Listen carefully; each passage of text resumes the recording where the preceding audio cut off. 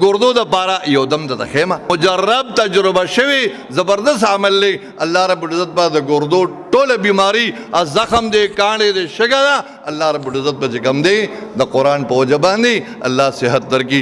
السلام علیکم ملګرو د مولانا صاحب د ګردو د هر قسم بیماری ختمېدو لپاره ډیر انتهایی مجرب او تجربه شوی دم خودل دی. که تاسو په خپل د ګردو بیماری یا تاسو په کور کې څوک د ګردو بیماران وي نو دا ویډیو بیا لازمي وګورئ او دا دم ته نزده کړئ.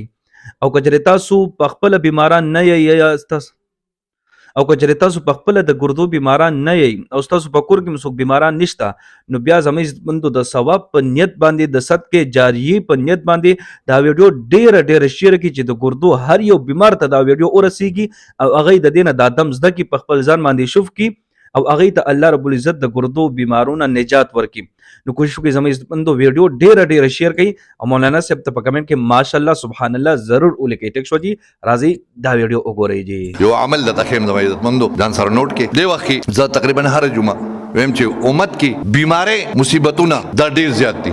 یو عامه بیماری ده او تقریبا زیات خلک په دې بیماری کې مبتلا دي. هغه ته وایي د ګردو بیماری. دلته یو کس دی داغه دواړه ګردو کار پریخي دي او اکثر خلک د ګردو بیماران دي. د ګردو د پاره یو دم د خیمه کچري معمولی تکلیف یې د ګرده کې دړ راځي شګوي کانې وي نو تعداد لږ کم دی. که د هغې نه د بیمارۍ نوعیت زیات وي او تکلیف درد زیات وي نو بیا به تعداد لږ شان زیاتول غواړي.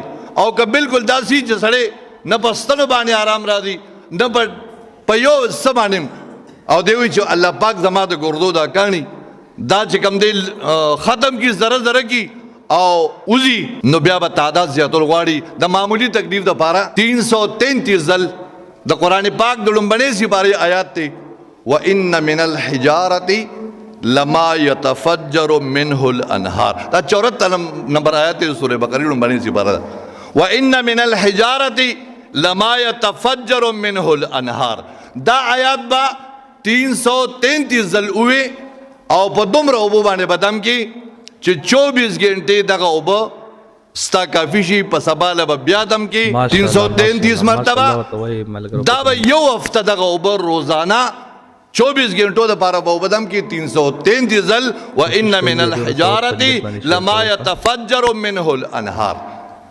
دا د معمولی تکلیف دپاره تکلیف زیات دی نو بیا به 555 ځل چې کوم دی 555 ځل به د قیات وي او دومره اوبه په دم کې چې 24 غنټو دپاره ستا کافي شي. 24 غنټو نه پس به بیا یو هفته به دغه او که نه بالکل درد ډیر زیات دی او بغیر د اپریشن نه ډاکټر وایي اپریشن پکار دی نو بیا به 1111 مرتبه دقه آیات ہوئے 1111 مرتبہ وَإِنَّ مِنَ الْحِجَارَةِ لَمَا يَتَفَجَّرُ مِنْهُ الْأَنْهَارُ 1111 مرتبہ مجرب تجربه شوی زبردست عمل لی الله رب العزت په د ګردو ټوله بیماری از زخم دی کانډې دی شګه ده الله رب العزت په کم دی د قرآن په وجه باندې الله صحت درکړي.